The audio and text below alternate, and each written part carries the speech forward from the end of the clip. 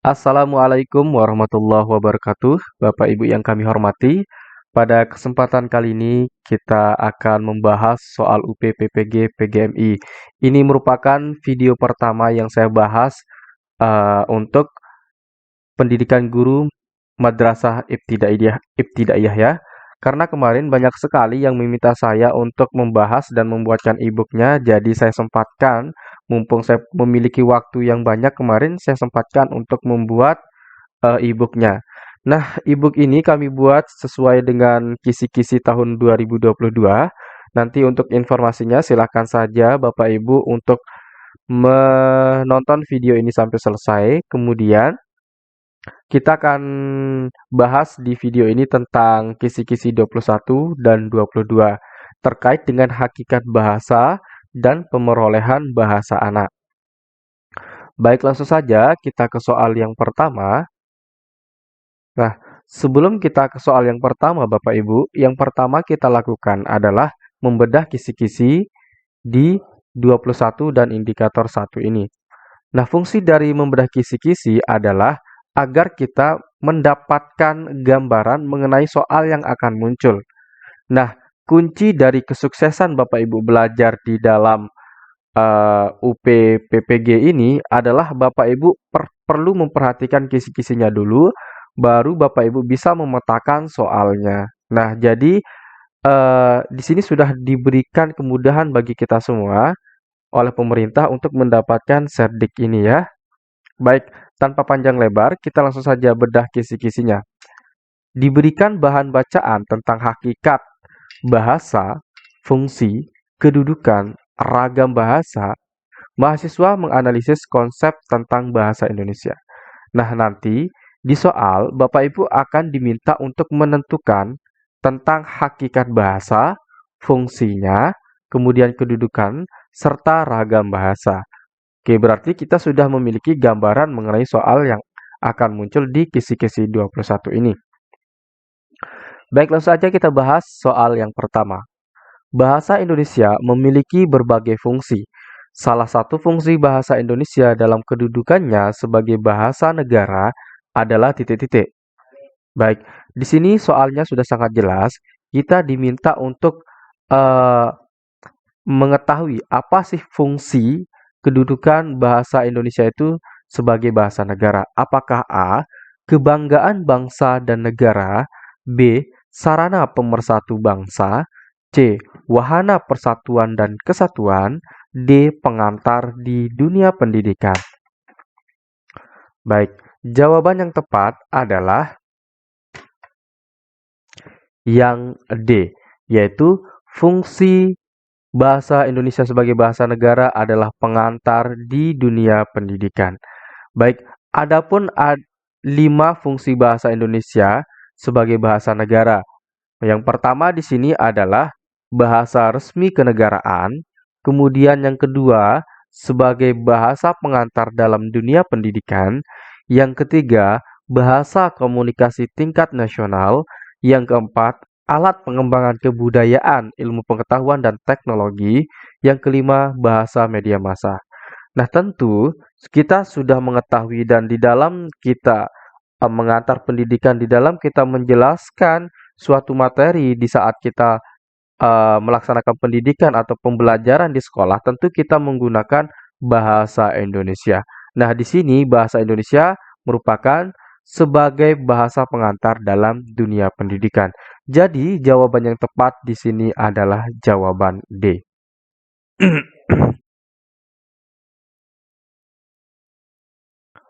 Baik, sebelum kita lanjut ke soal yang kedua, bagi Bapak Ibu yang berminat untuk mendapatkan e-book soal UPPPG PGMI, silakan Bapak Ibu bisa menghubungi kami melalui nomor WhatsApp 081 803 358 023.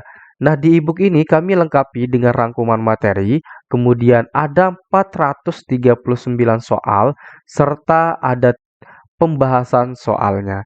Nah, jadi Bapak Ibu tidak perlu khawatir, di e-booknya sudah ada pembahasan soal serta rangkuman materi untuk melengkapi pemahaman Bapak Ibu.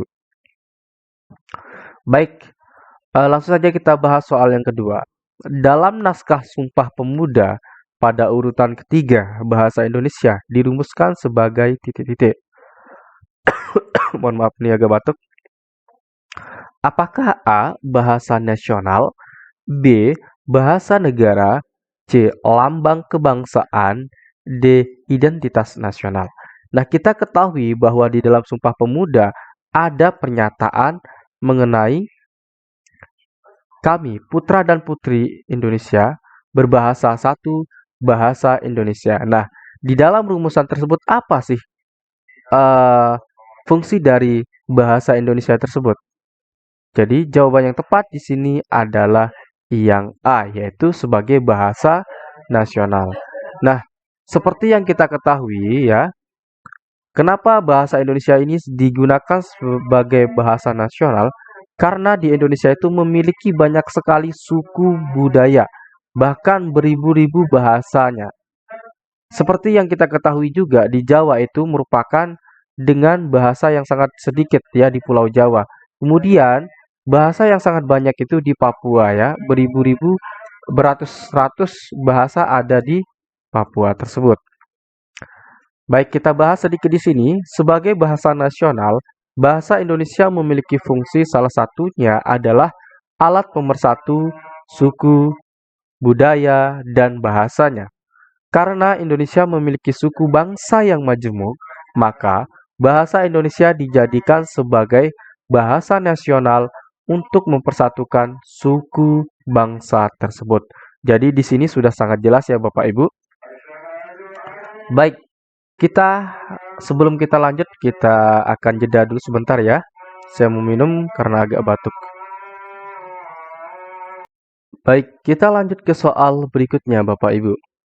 Sebagai apresiasi atas keberhasilan negara Indonesia dalam mewujudkan swasembada beras pada tahun 1984, FAO sebagai badan organisasi PBB yang menangani pangan sedunia mengundang Presiden Republik Indonesia Bapak Soeharto untuk berpidato menyampaikan pengalamannya dalam mewujudkan swasembada beras. Pada peristiwa penting tersebut, Presiden Soeharto berpidato menggunakan bahasa Indonesia. Peristiwa tersebut merefleksikan perwujudan penggunaan bahasa Indonesia kaitannya dengan kedudukan bahasa Indonesia sebagai titik-titik. Nah, di sini soalnya mengenai penggunaan bahasa Indonesia oleh Bapak Presiden Soeharto sebagai apa ya? Apakah A. bahasa nasional, B.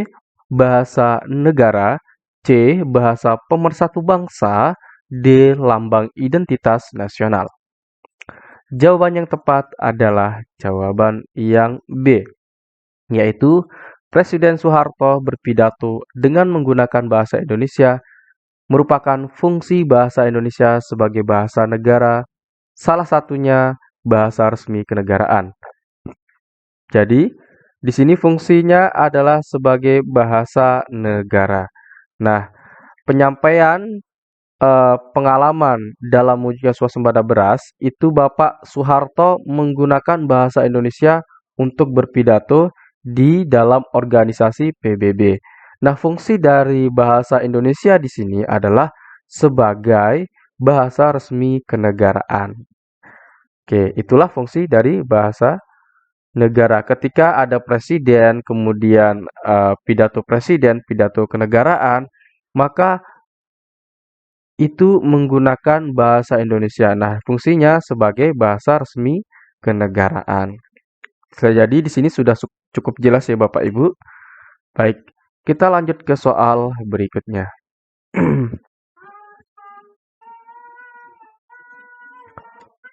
Penggunaan bahasa Indonesia yang berdampingan dengan bahasa Inggris di papan nama lembaga pemerintah atau non-pemerintah, petunjuk umum, petunjuk arah di berbagai tempat strategis, antara lain di bandara, pelabuhan, parlemen, objek wisata, dan hotel.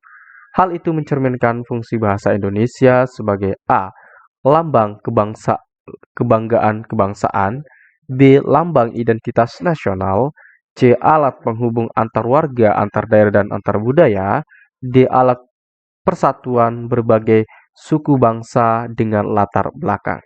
Nah, jawaban yang tepat di sini adalah yang A, yaitu sebagai lambang kebanggaan kebangsaan. Sebentar dulu kami minum.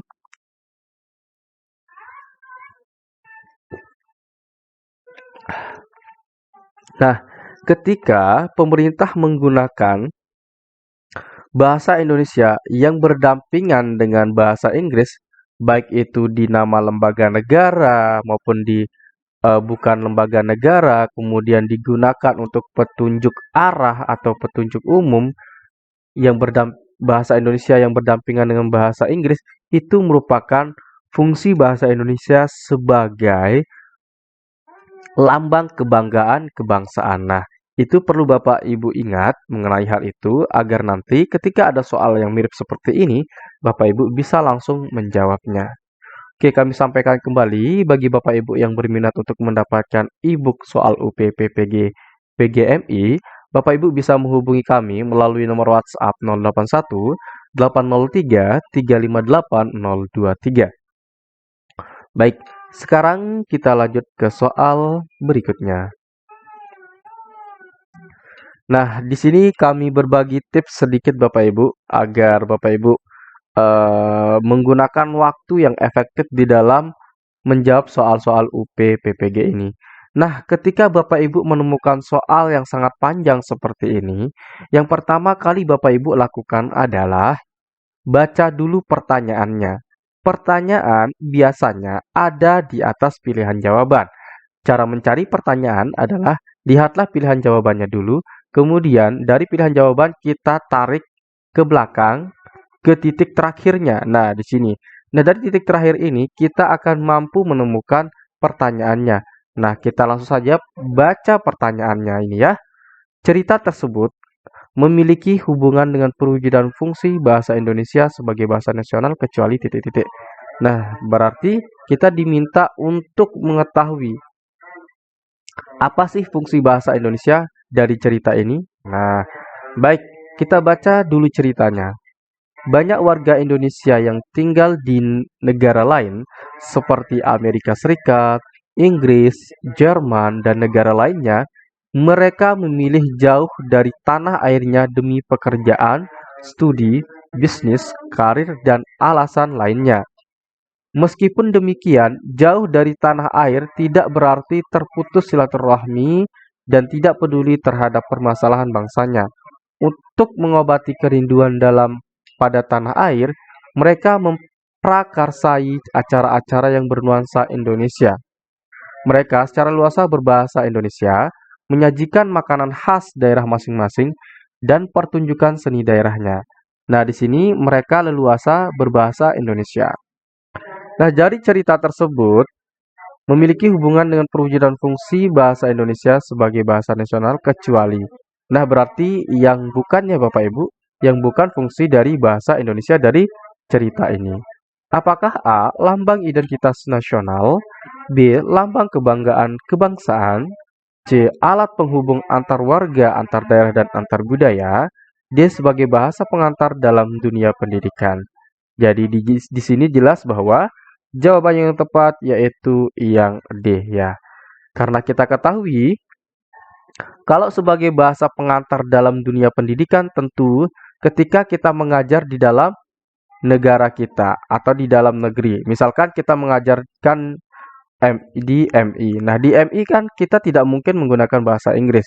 Yang kita gunakan sebagai pengantar dalam eh, pendidikan kita adalah kita menggunakan bahasa Indonesia. Nah, sedangkan di cerita ini tidak terkait dengan menggunakan bahasa Indonesia di dalam mengajar, di dalam membuat buku pembelajaran di SD. Jadi, cerita ini tidak terkait dengan fungsi bahasa Indonesia sebagai bahasa pengantar dalam dunia pendidikan. Baik, kita lanjut ke soal berikutnya.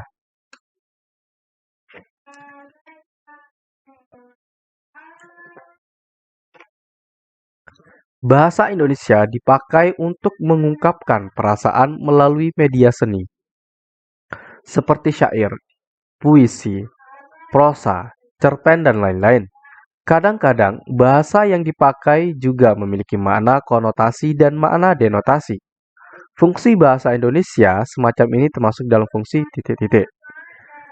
Baik, kita pahami dulu ya. Nah, di sini sudah jelas bahwa di dalam soal ini atau di dalam teks bacaan ini, nah bahasa Indonesia itu dipakai untuk media seni seperti syair, puisi, prosa, cerpen. Nah, dari penggunaan bahasa Indonesia ini, maka fungsi bahasa Indonesia semacam ini termasuk dalam fungsi titik-titik. Apakah A. Mewujudkan hubungan dalam interaksi dalam kehidupan sehari-hari, B. Mewujudkan seni atau sastra, C. Mempelajari bahasa-bahasa kuno, D. Memahami iptek. Saya yakin Bapak Ibu sudah mampu menjawab soal ini.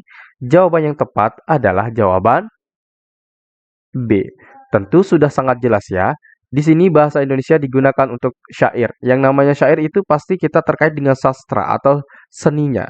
Kemudian puisi juga itu terkait dengan seni dan sastra.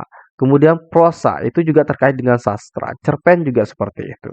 Nah, jadi di sini sangat jelas bahwa fungsi bahasa Indonesia termasuk ke dalam mewujudkan seni sastra. Baik, kita lanjut ke soal berikutnya. Baik, kita bahas soal berikutnya. Bahasa Melayu sudah berperan sebagai lingua franca pada masa kerajaan-kerajaan Nusantara. Istilah lain dari lingua franca adalah A. Bahasa resmi, B. Bahasa baku, C. Bahasa pergaulan, D. Bahasa populer. Oke, jawaban yang tepat adalah yang C, yaitu bahasa pergaulan. Nah, seperti yang kita ketahui, bahasa Melayu yang digunakan di Nusantara itu digunakan untuk bahasa pergaulannya, bukan sebagai bahasa resmi. Nah, selama penggunaan bahasa tersebut, misalkan yang namanya bahasa pergaulan, ya kita berbicara dengan orang lain di tempat kita duduk, misalkan nongkrong, kemudian membahas sesuatu di bukan forum. Nah, itu termasuk ke dalam lingua franca atau bahasa pergaulan. Baik, selanjutnya kita akan bahas kisi-kisi 22 pada indikator 2. Sebelum kita bahas soal ini, yang pertama kali kita lakukan adalah kita akan membedah dulu kisi-kisi dari 22 ini. Bunyi dari kisi-kisi 22 pada indikator 2 ini adalah disajikan bahasa tentang pemerolehan bahasa anak. Mahasiswa mampu menganalisis konsep pemerolehan bahasa anak. Nah, nanti Bapak Ibu akan disajikan sebuah bahan atau deskripsi tentang pemerolehan bahasa anak. Nah, dari deskripsi tersebut Bapak Ibu harus mampu menganalisis konsep mana yang dilakukan atau cara memperoleh bahasa oleh anak tersebut. Baik, langsung saja kita bahas mengenai kisi-kisi 22 ini. Salah satu teori pemerolehan bahasa menyatakan bahwa kematangan bernalar berbanding lurus dengan kemampuan berbahasa. Konsep ini berpijak pada pandangan titik-titik. Nah, dari kematangan bernalar, nanti di sini dijelaskan kematangan bernalar itu akan berbanding lurus dengan kemampuan berbahasa anak. Nah, ketika dia bernalarnya sudah matang, maka akan berbanding lurus dengan kemampuan dia dalam menggunakan bahasa, dalam kemampuan dia berbahasa. Nah, konsep ini itu berpijak pada pandangan titik-titik. Apakah A. Kognitivisme, B. Nativisme, C. Interaksionisme, D. Behaviorisme. Jadi, jawaban yang tepat adalah yang A, yaitu kognitivisme. Nah, terkait dengan kognitivisme ini, ya pandangan kognitivisme ini, kata kuncinya ada di kematangan bernalar. Nah, bernalar itu kan terkait dengan peristiwa kognitif. Kognitif itu apa? Kognitif itu adalah peristiwa berpikir atau bernalar.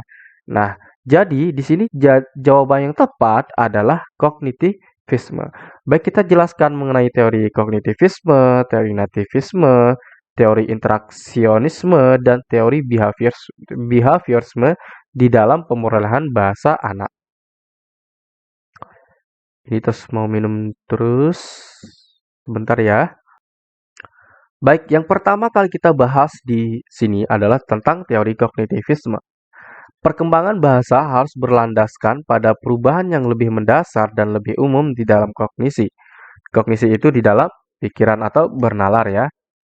Jadi, urutan-urutan perkembangan kognitif menentukan urutan perkembangan bahasa. Nah, ketika kognitifnya sudah matang, maka perkembangan bahasanya akan ikut matang.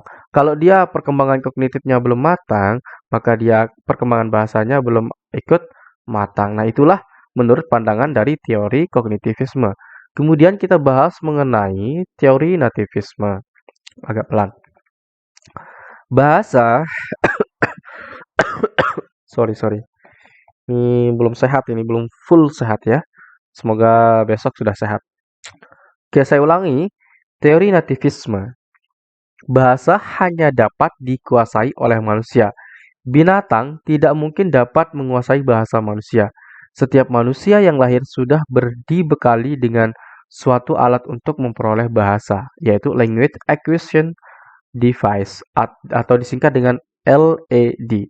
Nah, jadi di sini di teori nativisme menyatakan bahwa hanya manusia yang dapat berbahasa. Nah, makhluk lain itu tidak bisa berbahasa, misalkan hewan, binatang, ataupun tumbuhan itu tidak bisa berbahasa. Nah, itu menurut pandangan teori nativisme. Nanti ketika ada soal seperti ini, maka Bapak Ibu bisa menjawabnya ya.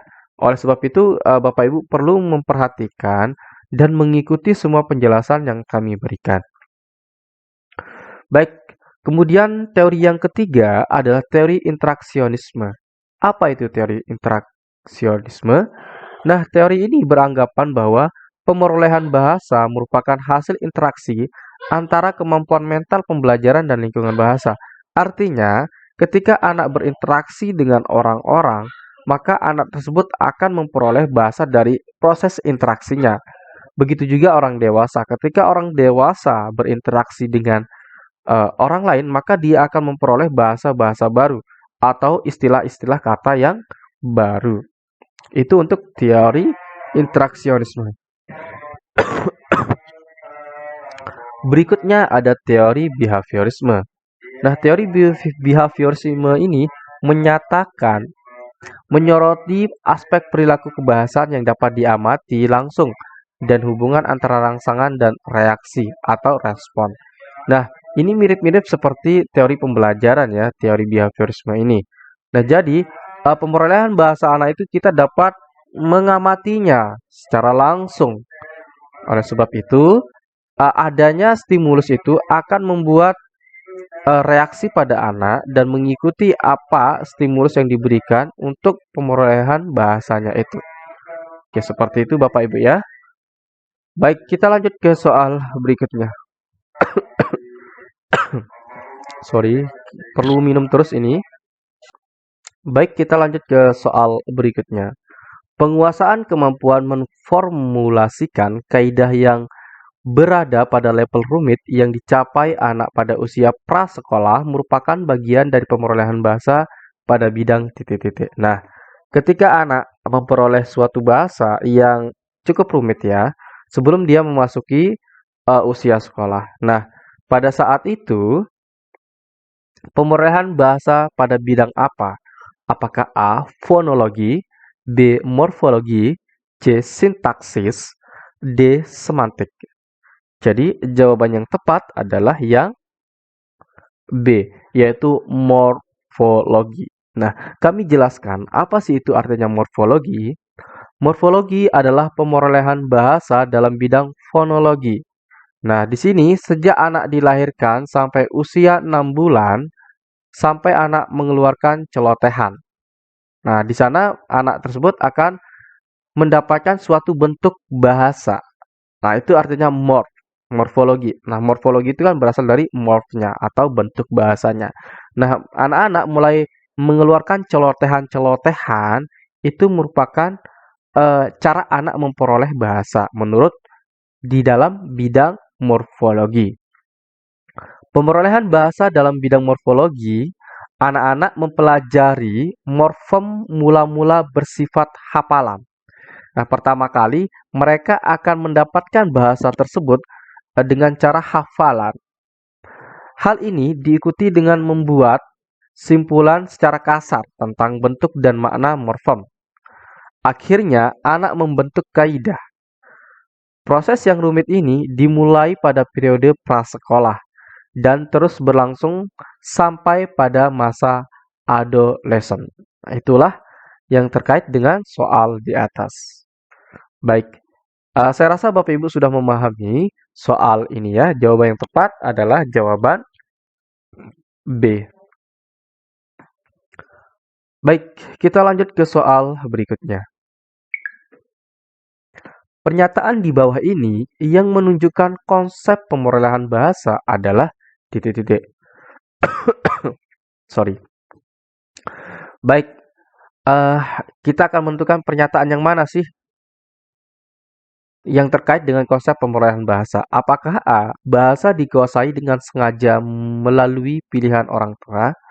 Apakah B, bahasa dikuasai secara tidak sadar dalam lingkungan keluarga?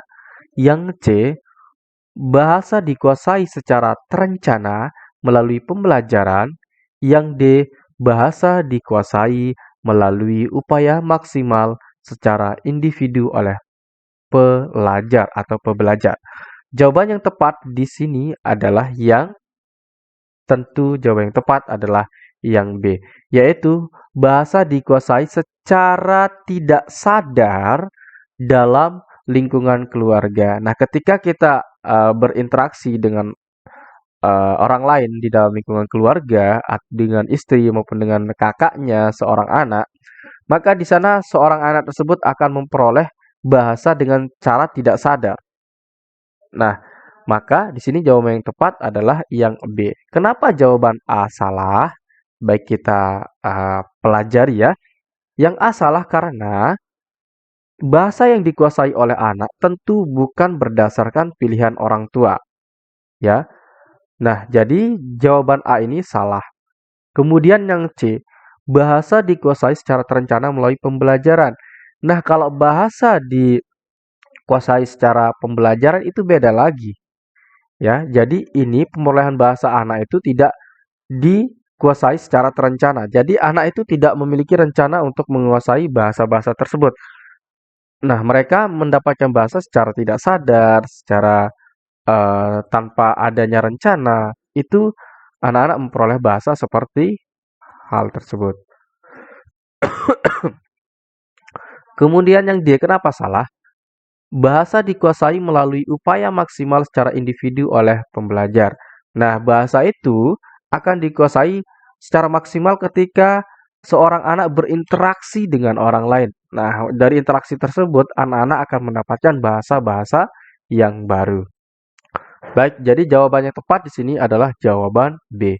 Nah, kami ingatkan kembali bagi Bapak Ibu yang berminat untuk mendapatkan e-book soal UPPPG, PGMI khusus untuk guru kelas Madrasah Ibtidaiyah atau guru kelas MI, silakan Bapak Ibu bisa menghubungi kami melalui nomor WhatsApp 081 803 358 023. Baik, kita lanjut ke soal berikutnya. Perbedaan konsep pemerolehan bahasa dengan pembelajaran bahasa terdapat pada pernyataan berikut. Nah, jadi ada perbedaan ya antara pemerolehan bahasa dengan pembelajaran pada bahasa. Apakah A, pemerolehan bahasa dilakukan secara sadar dan formal, sedangkan pembelajaran bahasa dilakukan tidak sadar dan formal? Tentu Bapak Ibu sudah secara logika jawaban A ini sudah mampu menentukan apakah salah atau benar. Oke, sebelum kita kita lihat pilihan jawaban B dulu. Pemerolehan bahasa dilakukan secara sadar dan formal, sedangkan pembelajaran bahasa diperoleh secara tidak sadar dan informal. Nah, jawaban B juga Bapak Ibu sudah bisa menentukan apakah B ini salah dan benar. Kemudian yang C, pemerolehan bahasa dilakukan secara tidak sadar dan formal. Sedangkan pembelajaran bahasa dilakukan secara sadar dan non-formal. Oke, seperti biasa, ini juga Bapak Ibu sudah mampu menemukan jawaban yang salah dan yang benar. Kemudian yang D, pemorehan bahasa dilakukan secara tidak sadar dan informal, sedangkan pembelajaran bahasa diperoleh secara sadar dan bersifat formal. Nah, kalau sudah kita lihat pilihan jawaban semuanya, tentu Bapak Ibu di sini sudah mampu menentukan jawaban benar. Apakah jawaban yang benar? Baik, kita lihat. Jawaban yang tepat adalah jawaban D. Nah, karena kita memilih jawaban D yang benar, berarti kita memilih atau menyalahkan jawaban A, B, dan C salah. Baik, pertanyaan berikutnya adalah kenapa jawaban A, B, dan C itu salah? Mari kita bahas. Yang A, pemorehan bahasa dilakukan secara sadar dan formal. Nah, kalau pemerolehan bahasa itu tentu dilakukan tanpa sadar, ya, dan tidak formal. Nah, kalau formal itu terkait dengan pembelajaran. Nah, kalau pembelajaran itu kan ada perencanaan. Nah, di dalam pembelajaran bahasa itu ada perencanaan, kemudian apa yang harus dipelajari, apa yang harus dikuasai. Nah, kalau untuk pemerolehan bahasa itu tidak kita, mohon maaf, kita dapatkan dengan cara tidak sadar dan tidak formal. Jadi jawaban A otomatis salah. Kemudian B. B ini juga salah. Karena menyatakan bahwa pemerolehan bahasa dilakukan secara sadar dan formal. Tentu ini salah. Kalau ini sudah salah, kita tidak perlu melihat kalimat berikutnya ya. Yang C. Pemerolehan bahasa dilakukan secara tidak sadar dan formal. Nah, ini sudah benar. Jawaban C untuk kalimat pertamanya. Nah, kita jangan sampai memilih jawaban C ini. Tapi kita lihat dulu nih kalimat berikutnya. Sedangkan pembelajaran bahasa dilakukan secara sadar dan non-formal. Nah, salahnya di mana di yang C ini? Salahnya di non-formal. Seharusnya bersifat formal ya. Jadi, letak salahnya di C adalah pembelajaran bahasa itu non-formal. Letak salahnya di sini ya, di non-formal. Seharusnya bersifat formal. Jadi, yang tepat di sini adalah jawaban D. Kita lanjut ke soal berikutnya Bapak Ibu semua. Seorang anak menjadi malas berkomunikasi karena sering ditegur oleh ibunya karena ia banyak melakukan kesalahan ujar. Nah, dalam teori behaviorisme, sifat malas anak ditimbulkan oleh komunikasi tersebut disebut titik-titik.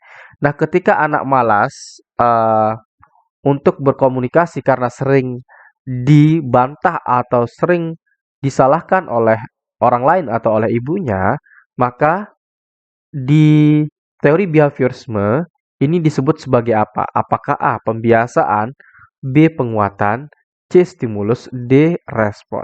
Jadi jawaban yang tepat adalah yang C. Stimulus. Nah, apa itu stimulus? Stimulus itu ibarat pemancingnya ya, pemancingnya. Nah, ketika kita memberikan pancingan kepada anak dengan tidak baik, maka anak tersebut akan menimbulkan tidak baik. Nah, oleh sebab itu, ketika anak malas berkomunikasi karena diakibatkan oleh ibunya yang sering menegur karena dia sering salah ujar, maka di sini anak di kemalasan tersebut oleh stimulus yang diberikan oleh ibunya. Seharusnya ibunya itu memberikan stimulus yang baik agar pemerolehan bahasa yang dilakukan oleh anaknya tersebut baik dan mampu berkomunikasi dengan baik juga. Baik, kenapa jawaban A salah? Karena pembiasaan ini tidak terkait dengan pernyataan atau narasi soal yang ada di atas ini. Kemudian yang B, penguatan. Nah, kalau penguatan bentuknya bukan seperti ini ya. Kemudian yang direspon. Nah, kalau kita melihat dari ini, ya seolah-olah ibu itu merespon. Nah, tetapi di sini tidak terkait dengan respon. Nah, di sini terkait dengan stimulusnya. Kenapa stimulus? Karena ibu itu memberikan sebuah pancingan yang tidak baik. Kalau respon itu, misalkan eh, dia terlalu memberikan ujaran terhadap anaknya tersebut. Baik, kita lanjut ke soal berikutnya. Dua anak memiliki umur yang sama. Yang A jarang diajak berkomunikasi, sedangkan yang B sering diajak berkomunikasi. Hasilnya, anak B memiliki jumlah kosakata yang lebih banyak. Hal tersebut merupakan bukti dari paham titik-titik. Nah, di sini sudah jelas soalnya ya. Ketika B lebih sering berkomunikasi, maka dia memperoleh kosakata atau bahasa yang lebih banyak dibandingkan dengan yang A. Karena yang A itu jarang berkomunikasi, jadi perolehan bahasa yang didapatkan oleh anak tersebut jadinya kurang. Nah, jadi di sini jelas Bapak Ibu sudah mampu menentukan jawabannya. Apakah A interaksionisme, B behavioris, C kognitivis, D nativis. Jawaban yang tepat adalah jawaban A. Sudah sangat jelas sekali karena kami tadi sudah menjelaskan mengenai teori interaksionisme, kemudian behaviorisme, kognitivisme, dan nativisme. Silakan Bapak Ibu bisa mempelajari yang lebih lengkap di e-booknya ini. Nah, untuk mendapatkan e-book ini, silakan Bapak Ibu bisa menghubungi kami melalui nomor WhatsApp 081 803 358 023. Untuk chatnya, silakan bilang saja Kak, pesan e-book UP PPG PGMI atau Kak pesan UP PGMI itu saja ya. Nah, itu cara pesannya biar kami bisa langsung saja kirim cara pemesanannya. Baik, soal berikutnya. Teori pemerolehan bahasa yang menyatakan bahwa kematangan bernalar berbanding lurus dengan kemampuan berbahasa adalah titik-titik. Nah, ini kami sudah bahas tadi di soal yang keberapa, agak lupa. Ketika Bapak Ibu mengingatnya ini, tentu Bapak Ibu sudah mampu menjawabnya ya. Apakah A. Nativisme, B. Kognitivisme, C. Interaksionisme, D. Behaviorisme. Jawaban yang tepat adalah jawaban yang B, yaitu kognitivisme. Kenapa kognitivisme? Karena ini terkait tentang bernalar atau berpikir. Kognitif itu terkait dengan berpikir atau bernalar. Nah, di sini sudah sangat jelas ya. Ketika Bapak Ibu sudah sering membaca tentang teori kognitivisme, nativisme, interaksionisme, behaviorisme, tentu Bapak Ibu sudah mampu menentukan jawaban yang tepat. Jadi sini jawaban yang tepat adalah yang B. Oke, pesan saja Bapak Ibu untuk semuanya, silahkan dipelajari semua soal-soalnya.